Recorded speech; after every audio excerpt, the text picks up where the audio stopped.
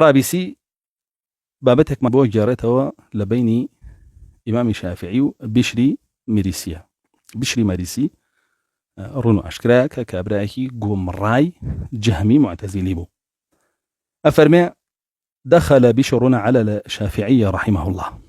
أفرم بشري كري غياث هي مريسي هات ولا إمام الشافعي فقال له الشافعي رحمه الله إمام الشافعي فرمي بشر أخبرني أما تدعو إليه أكتاب ناطق وفرض مفترض وسنة قائمة.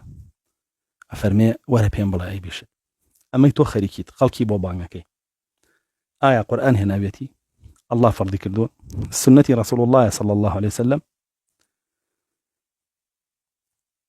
أو وجدت من السلف البحث فيه ياخذ اشتياك الدس كوتوكا بيشيني أم أمة الصحابة وتابعي كانوا تابعي كان لم بابتا قسيان كربي وبدوا تشوبن وقرابن وباشيان دانا بي قال لا تينا خير لا والله اشتياك ما نديوه ولكن لا يسعنا تركه يعني خلافه والله ما من بابتك عقلية إما ناتوانين بيشواني عقل بوستينه چونك لا بيشر أو نصوصاني قرآن وسنة كهنا وصفات كان وهاتوا عقل نايقرت أخوي كان يقرت أخوي أبي عقل ليك دانا يخوي بوبكا داني بيانني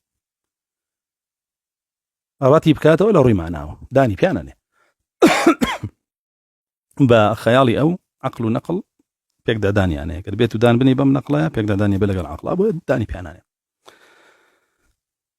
فرمي إمام الشافعي في أقررت على نفسك الخطأ تيو خود دانت نابا وياكتو هالي الدين ويا كالصحابة كان لسليمون كتابعي كان لسليمون كتابعي كان لسليمون كرسول الله صلى الله عليه وسلم شاهدي خيري وداون خير القرون قرني هذا ثم الذين يلونهم ثم الذين يلونهم.